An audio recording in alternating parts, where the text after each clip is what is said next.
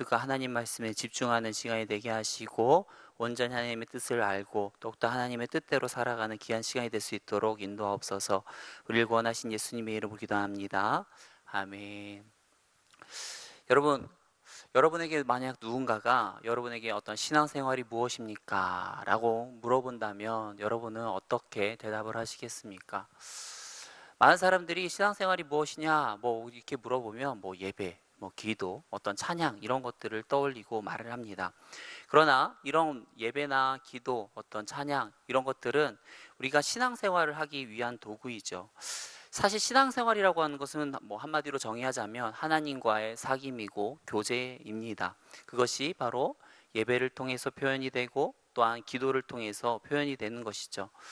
우리가 하나님과의 교제를 하는 데 있어서 가장 중요한 것은 바로 하나님의 마음, 그 하나님의 진심을 아는 것이 굉장히 중요합니다. 왜냐하면 하나님의 진심을 알아야지 우리가 하나님의 뜻대로 살 수 있기 때문인데요. 오늘 본문의 우리 속에는요, 우리 사사시대를 사는 우리들에게 하나님의 진심이 담겨 있습니다. 오늘 말씀을 통해서 우리가 하나님의 진심을 깨닫게 되는 귀한 시간이 되길 원합니다. 여러분, 오늘 본문은요, 두 부분으로 나눌 수 있습니다. 바로 그 사사기의 어떤 서론의 결론부에 해당하는 앞에 부분 1절에서 6절까지고요. 그리고 7절에서부터는 이스라엘을 돕기 위해서 보내주신 사사 온니엘의 이야기가 나옵니다. 사사기 서론의 결론 부분에 해당하는 데에는 거기에는 어떠한 내용이 나오는가 하면 하나님께서 이 약속의 땅에 이방 민족을 남기신 그 이유가 나옵니다. 바로 두 가지가 나오는데요. 첫 번째 이유는 2절에 나옵니다. 우리 2절 말씀 우리가 한번 같이 읽어보겠습니다. 이스라엘 자손의 세대 중에 아직 전쟁을 알지 못하는 자들에게 그것을 가르쳐 알게 하려 하사 남겨두신 이방 민족들은, 지금 하나님께서 하나님의 약속의 땅에 그 가나안 이방 민족을 남겨두신 이유를 말씀하고 있습니다. 그 이유가 무엇입니까? 보면 아직 전쟁을 알지 못하는 자들에게 그것을 가르쳐 알게 하려 하사, 즉 전쟁을 알지 못하는 세대에게 전쟁을 알게 하기 위해서 그 가나안 민족들을 남겨두었다라는 것이죠. 이 전쟁을 알지 못한다라는 것은 또 다른 말로 하면 전쟁을 경험하지 못했다라는 것입니다. 이들은 전쟁을 경험하지 못했어요. 근데 하나님께서 이 전쟁을 알지 못하는 세대들, 전쟁을 경험하지 않은 세대들에게 전쟁을 경험하기 위해서 이 가나안 민족을 남겨두었다라고 말을 하는데, 왜 이렇게 전쟁을 알게 하는 것이 중요할까? 우리가 생각을 해볼 필요가 있습니다. 여러분, 이전에 여호수아의 어떤 군대가 어떤 가나안 민족들을 정복하고 하는 것들이 어떤 이스라엘의 무기가 훌륭하고 어떤 전술이 훌륭하고 어떤 군사가 많아서 정복할 수가 있었습니까? 그렇지 않죠. 오히려 하나님이 그들을 도우셨기 때문에 정말 그들의 어떤 전술이나 무기나 어떤 훈련이나 이런 것들은 형편없었지만 하나님이 그들을 도우셨기 때문에 그들이 정복할 수가 있었던 것이죠. 그런데 이러한 어떠한 사실을 전쟁을 겪어보지 않은, 직접 경험해보지 않은 사람들이 정말 이 전쟁을 하나님께서 도우신 거야 하는 것들을 온전히 알 수가 있겠습니까? 알 수가 없는 거예요. 그러다 보니까 하나님께서는요, 이러한 전쟁을 통해서 정말 하나님께서 우리를 도우시는 분이구나, 우리와 함께 하시는 분이구나 하는 것들을 이 이스라엘 세대가 알게끔 하기 위해서 이 전쟁을 경험할 수 있는 이 가나안 사람들을 남겨두신 것입니다. 또한 이들을 남겨두신 이유는 보면 전쟁을 경험하지 않았잖아요. 그러다 보니까 어떨까요? 전쟁이 막연히 두렵고 무섭겠죠. 그러면 전쟁을 해야 되면 당연히 기도를 할 수밖에 없을 것입니다. 우리가 어떤 어려운 만나면 어떡합니까? 그동안 어떠한 기도를 조금 소홀히 했다가도 문제를 만나면 기도하면서 하나님 도와주세요, 하나님 의지하며 나아가는 것처럼 하나님께서는 어떻게 해요? 이들에게 어떤 이러한 문제, 전쟁을 해야 되는 이 상대들을 남겨둠으로써 이들이 하나님을 간절히 부르짖고 의지하며 나아가길 원했던 것이죠. 이것은 우리의 삶도 마찬가지입니다. 하나님, 왜 구원받은 우리에게 이렇게 어려움과 고난과 시련을 주십니까? 라고 하면서 막 반문할지 몰라요. 그러나 우리가 기억할 것은 무엇입니까? 하나님께서는 이 고난과 시험과 어려움을 통해서 누구를 알기 원합니까? 하나님을 알기 원하는 거예요. 하나님이 우리를 도우시기 원하시고 우리와 함께 하시는 분임을 알도록 하기 위함이고, 또한 우리가 이 시험과 어떤 어려움들을 헤쳐나가는 데 있어서 더욱더 하나님을 의지하길 원하기 때문에 하나님께서는 이 가나안 민족들을 우리 가운데, 또한 우리의 삶 가운데 어떤 어려움과 시험과 고난들을 우리의 삶 가운데 남겨두시는 것입니다. 에베소서 2장 21절 말씀에 보면요, 그의 안에서 건물받아 서로 연결되어서 주 안에서 성전이 되어간다 라고 말합니다. 이 세상은요, 마치 어떤 우리가 성전 안에 들어가는 돌로 이렇게 다듬어지는 과정과 같습니다. 그래서 이 고난이라고 하는 어떤 역경이라고 하는 어떠한 그런 것을 통해서 다 하나님의 영광의 어떠한 보좌를 만들어가는 어떠한 그런 채석장과 같은 모습으로 우리가 다듬어져 가는 것이죠. 저와 여러분들이 어떤 이런 어려움과 고난 속에서도 이런 하나님의 뜻을 온전히 깨닫고 그것들을 오히려 불평하고 원망하기보다 때로는 그것들을 또 감사함으로, 기쁨으로 잘 받아들이고 이기시고 나아가는 저와 여러분들의 삶이 되길 축원합니다. 또 하나님께서요, 약속의 땅 이 가나안의 이방 민족을 남기신 두 번째 이유를 4절 말씀에 나타내고 있습니다. 우리 4절 말씀 같이 읽겠습니다. 남겨두신 이 이방 민족들로 이스라엘을 시험하사 여호와께서 모세를 통하여 그들의 조상들에게 이르신 명령들을 순종하는지 알고자 하셨더라. 아멘. 하나님께서 이 이방 민족들을 이 가나안 땅에 남겨두신 이유는 무엇인가 하면, 그러면 뭡니까? 이스라엘을 시험하사, 이스라엘을 시험하기 위해서예요. 사사기에 보면요, 2장 22절부터 3장 4절까지 시험하다라는 말이 3번이나 반복되고 있습니다. 그것은 무엇인가 하면 이 가나안 땅에 이 가나안 민족들을 쫓아내지 못한 것이 어떤 하나님이 무능해서가 아니라, 하나님이 무능해서가 아니고 뭐 때문이라고요? 시험하기 위해서인 것을 분명하게 드러내고 있는 거예요. 이 시험이라고 하는 것은 무엇인가 하면, 즉 이스라엘 백성들이 이 가나안 민족들을 남겨둠으로써 하나님께서 이전에 하셨던 말씀들 뭘까요? 가나안 민족들을 너희 가운데 남겨두지 말고 다 쫓아내버려라. 그리고 그 가나안 민족들과 절대로 결혼하지 마라 하는 이러한 말씀들 있잖아요. 이러한 말씀들을 과연 이들이 잘 지키는지 안 지키는지 바로 테스트하기 위해서 이들을 남겨둔 것입니다. 여러분, 우리가 기억할 것은 무엇인가 하면, 하나님은 어떤 사단이 하는 것처럼 이 시험이 뭐예요? 어떤 유혹이 아니에요. 영어로 하면 어떤 템테이션이 아니고, 영어로 하면 테스트이죠. 시험인 것입니다. 우리가 어떤 시험 기간에 이 시험을 보는 것을 통해서 어떻게 합니까? 시험을 통과하든 통과하지 않든 어떤 그런 것들을 통해서 우리가 많은 것들을 공부하게 되기도 하고, 또한 많은 것들을 또 얻기도 하잖아요. 그런 것처럼 하나님께서는 이 시험이라고 하는 과정들을 통해서 우리의 영적인 상태를 알 수가 있고, 또한 이 시험이라는 것을 통해서 우리가 어쨌든 시험하는 과정을 통해서 우리가 영적으로 성장하길 원하는 것이죠. 하나님은요, 자기 백성들을 유혹하진 않으세요. 하지만 우리를 시험하기를 원하십니다. 우리의 상태가 어떠한지. 그래서 각 시대마다, 각 개인마다 각자 다른 하나님만의 테스트 방법으로 우리를 시험하길 원하십니다. 우리가 그러나 분명히 기억할 것은 무엇입니까? 우리 학생들이 이 시험을 통해서 괴롭지만 이 시험을 통해서 성장하는 것처럼, 저와 여러분들이 하나님이 우리를 통해서 알길 원하는 이 시험을 통해서 이것들이 우리에게 때로는 괴롭게 하지만 이것들을 통해서 우리는 분명히 성장할 수 있다라는 것이죠. 저와 여러분들이 이러한 시험들을 주실 때 피하거나 하지 마시고, 이 시험들을 통해서 하나님이 원하시는 대로 영적으로 더욱더 성숙해지시는 저와 여러분들의 삶이 되기를 축원합니다.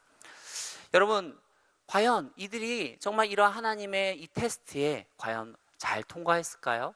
오늘 말씀을 통해서 과연 이스라엘이 하나님이 주신 이 테스트에 어떻게 반응을 했는지 한번 살펴보기 원합니다. 5절, 6절 말씀 같이 한번 읽겠습니다. 그러므로 이스라엘 자손은 가나안 족속과 헷 족속과 아모리 족속과 브리스 족속과 히위 족속과 여부스 족속 가운데에 거주하면서 그들을 딸들을 맞아 아내로 삼으며 자기 딸들을 그들의 아들들에게 주고 또 그들의 신들을 섬겼더라. 아멘. 하나님께서 지금 이스라엘을 이렇게 가나안 민족들을 남겨둔 건 테스트였죠. 어떠한 테스트요? 이들이 과연 가나안 민족들을 남겨두지 아니하고 그들을 다 몰아내는지, 정말 그들과 어떤 통혼하지 아니하고 그렇게 살아가는지 알기 위함이었죠. 그런데 이들이 어떻게 합니까? 이 테스트에 넘어갑니까?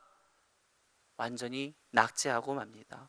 그들의 딸들을 맞아 아내로 삼고 딸들을 그들의 아들에게 주고 결국에는 어떻게 합니까? 또 그들의 신들을 섬겼더라. 하나님께서 그들과 통혼하지 하기 못한 이유는 무엇이겠어요? 바로 그들을 섬기는 것을 막도록 하기 위해서, 이방신을 섬기는 것을 막도록 하기 위해서 그들과 통혼하지 말도록 한 것이죠. 여러분, 처음에 이 배우자가 그럴지 몰라요. 어떻게 당신은 하나님만 섬겨? 어떻게 그렇게 이기적이야? 하면서 내가 믿는 하나님도 섬겨, 내가 믿는 어떤 이 바알과 아세라도 섬겨야지 할지도 몰라요. 그러다 보니까 나도 모르게 하나님도 섬기지만 바알과 아세라도 뭐 섬기는 모양, 뭐 신용이라도 낼 수도 있겠죠. 그런데 문제는 무엇인가 하면 이처럼 처음에는 어떤 하나님을 섬기고 이방신을 섬기는 이 양쪽 양발을 거치는 형태로 진행할지 모르지만 결국에는 시간이 지나면 어떻게 됩니까? 7절 말씀에 우리 한번 같이 읽어보죠. 이스라엘 자손이 여호와의 목전에 악을 행하여 자기들의 하나님 여호와를 잊어버리고 바알들과 아세라들을 섬긴지. 결국 이렇게 되는 거예요. 어떻게 됩니까? 자기들의 하나님 여호와를 완전히 잊어버립니다. 그리고 완전히 바알과 아세라만 섬기는 모습이 되게 됩니다. 여기서 할 수 있는 것은 무엇인가 하면, 죄라고 하는 것은 바로 우리가 악한 것을 용납하는 데서부터 시작한다는 것이죠. 처음 이 악한 것을 용납할 때에는 이것을 한다고 해서 내가 뭐 하나님을 버리겠어? 내가 하나님을 얼마나 많이 경험했고 우리 집안이 어떤 집안인데 하면서 나는 뭐 괜찮다 할지도 모릅니다. 그러면서 뭐 나는 이겨낼 수 있겠다고 할지 몰라요. 그렇지만 막상 죄가 들어오고 악이 들어오고 시작하게 되면 어떻게 됩니까? 점점 죄에 물들게 되면서 우리는 완전히 이 죄의 모습만 따라가는 그러한 모습만 남을 뿐인 것이죠. 왜 그렇겠어요? 우리 안에 본성이 죄인이기 때문에, 타락한 본성이 우리 안에 있기 때문에 이 죄를 시작해 놓으면 그 죄를 계속해서 따라가고자 하는 마음, 어떠한 그런 부패한 본성이 우리 안에 있기 때문입니다. 그렇기 때문에 사도 바울은 어떻게 하냐면, 악은 어때요? 모든 모양이라도 버리라.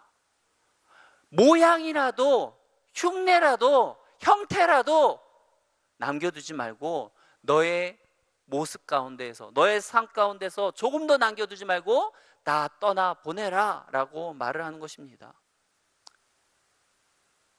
결국 이처럼 악을 완전히 끊어내지 못하고 악의 모든 모양을 벗어버리지 못하고 그런 악을 용납함으로써 악에 완전히 지배되어 하나님을 잊어버리고 바알과 아세라를 섬기자 어떻게 되어집니까? 우리 8절 말씀 같이 읽어보겠습니다.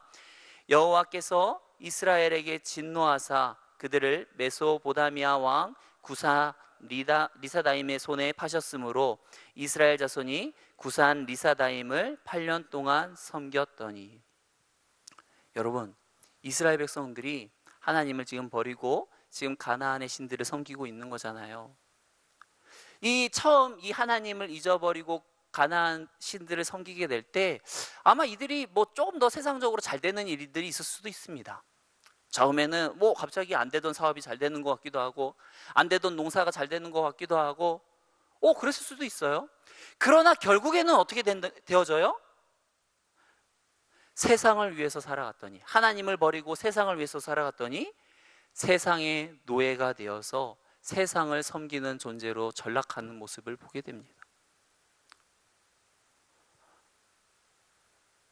세상을 섬겼더니 이방의 나라인 구산 리사다임을 8년 동안 섬기는 자로 전락하게 되어진 것이죠. 여러분, 구산 리사다임의 이름의 뜻을 살펴보면요, 구산이라고 하는 것은 사악하다, 리사다임은 두 배나 악하다라는 거예요. 그러니까 이름 자체가 뭐예요? 그 왕의 이름이 사악함이 두 배나 악하다. 굉장히 악하다라는 거잖아요. 그러면 그 사악한 왕, 다른 이들보다 훨씬 이 두 배나 사악한 왕 밑에서 노예로 전락하는 이스라엘 백성들의 삶은 어떨까요? 굉장히 그만큼 힘들었겠다는 거죠. 엄청 괴로웠을 것입니다. 이런 사악한 자 밑에서 그들을 섬기는 이 이스라엘 백성의 고통이 얼마나 심했겠습니까? 그런데 더욱더 놀라운 것은 무엇인 줄 알아요?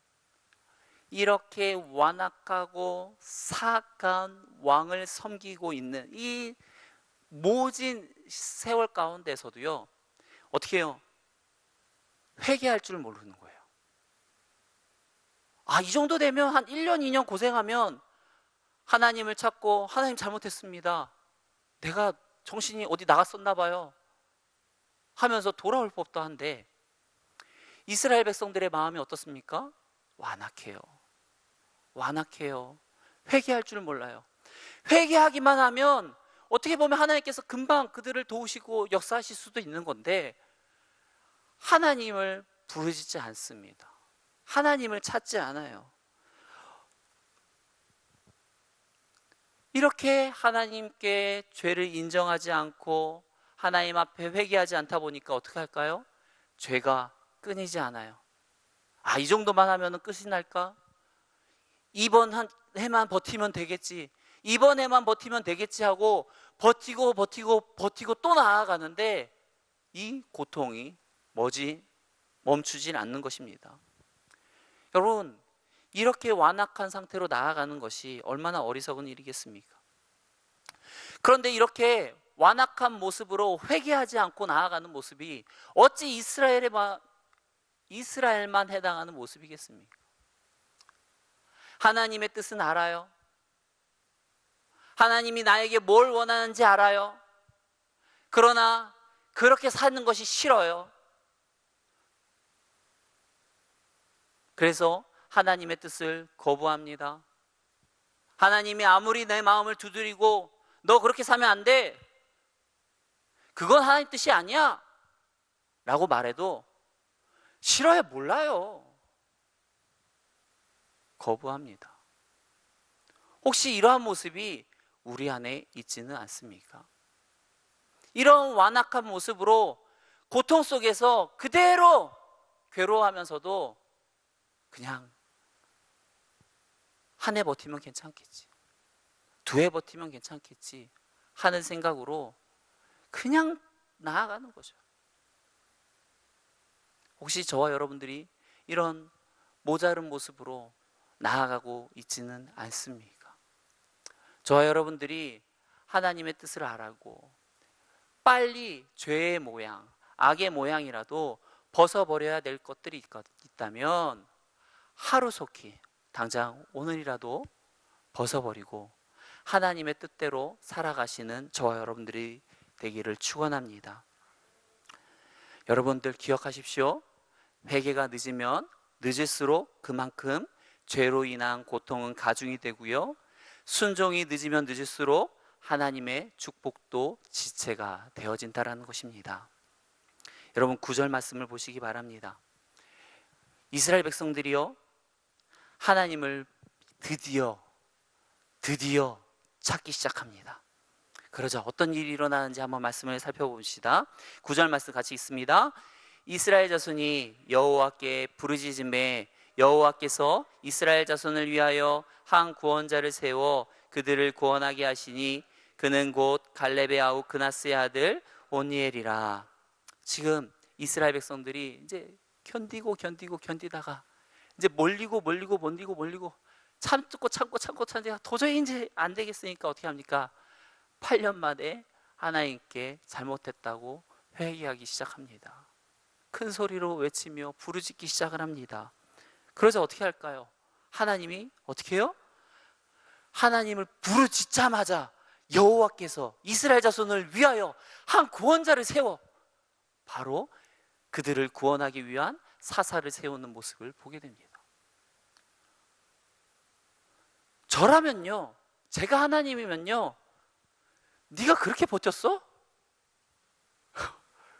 가만 안 있을 것 같아요. 어떻게 그게 반응이 바로 됩니까? 8년을 나를 애타게 했잖아요. 나는 얘가 빨리 돌아왔으면 좋겠는데 말이야. 우리 자식들도 마찬가지 아닙니까? 잘못해서 때렸어요. 근데 이게 자녀마다 틀리잖아요. 때렸으면 아파요, 잘못했어요 하면 덜 맞죠? 덜 맞지 않습니까? 근데 그게 아니고 막 버텨, 막 때리면 막 더 그러면 더 맞잖아요. 더 화가 나지 않습니까? 그렇게 했어요. 그렇게 마음을 아프게 했습니다. 그런데 그런 자식이 설령 마음을 돌이켜서 회개한다고 한들 저는 비꼴 것 같아요. 말이 곱게 안 나갈 것 같아요. 야, 왜 더 버텨보지? 제 마음이 좀 옹졸하죠. 근데 우리 하나님은 안 그러세요. 어떻게 합니까? 바로 너무나 기다렸다는 듯이, 그 이야기만을 너무나도 기다렸다는 듯이 바로 이스라엘을 구원할 사사를 세우십니다. 탕자의 이야기에서도 이러한 모습이 나오죠. 탕자가 얼마나 불효자입니까? 아버지가 돌아가지도 않으셨는데 재산을 달라고 그러고, 이거는 아버지를 죽인 거나 마찬가지죠. 아버지 빨리 돌아가세요. 완전 불효자입니다. 그런데 그렇게 돈을 받아가지고 잘 먹고 잘 살았으면 그래도 좀 날 듯. 그것도 흥청망청 세상에서 다 날려버리고 돌아옵니다. 그런데도 그런 자식도 이쁘다고 저기 멀리서 터벅터벅 걸어오니까 어떻게 해요? 그 탕자의 아버지가 그 탕자보다도 먼저 그 아들을 알아보고 달려가서 그를 안아주고 입 맞추고 옷을 입히고 가락지를 끼우고 그의 모든 지위를 회복시켜 주지 않습니까? 여기서 우리는 하나님의 진심을 알 수가 있는 거예요. 하나님의 진심은 무엇입니까? 구산 리사다임을 통해서 이스라엘 백성들을 고통을 주는 것이 그의 진심이었습니까? 아니요. 이스라엘 백성들이 하나님의 뜻을 따라 돌아오길만을 기다리고 또 기다렸던 거죠. 얼마나 기다리고 기다렸으면 이스라엘 백성들이 부르짖자마자 응답하신다는 말입니까? 우리 하나님은 우리가 생각하는 것보다 우리를 너무나도 사랑합니다. 우리에게 관심이 많아요. 우리가 구하고 찾고 두드리길 원합니다. 나 혼자 어떻게 해보겠다고 몸부림치고 머리 쓰고 계획하고 하고 나아가는 것 원하지 않으세요. 아빠 찬스 쓰기 원합니다. 하나님 찬스 쓰기 원하는 거예요. 하나님 도와주세요 하고 우리가 하나님의 도움을 구하길 원하신다는 것입니다. 저와 여러분들이 어떠한 시험과 고난과 역경이 있다고 한들 그 속에서 혼자 이겨내려고 버티고 나아가지 마시고 아빠 찬스 쓰시기 바랍니다. 우리 영적인 아버지 되시는 하나님 찬스 쓰시고 하루속히 고난과 역경에서 벗어나셔서 하나님의 축복을 누리시는 귀한 인생과 귀한 가정들이 되기를 축원합니다. 이 시간 우리 같이 기도하며 나가도록 하겠습니다. 사랑과 은혜가 많으신 하나님, 참으로 연약합니다. 부족합니다. 고집도 셉니다. 하지만 주님, 우리가 그러한 고집들 하루속히 내려놓게 하시고 하나님의 뜻대로 이 세상에서 살아갈 수 있도록 하나님 은혜를 내려 주옵소서. 하루속히 우리의 고집들 내려놓게 하시고 언제 하나님께 순종하여서 회개하여서 하나님의 축복을 누리는 귀한 가정들, 귀한 아버지 지체들 될 수 있도록 인도하옵소서. 우리를 구원하신 예수님의 이름으로 기도합니다. 아멘.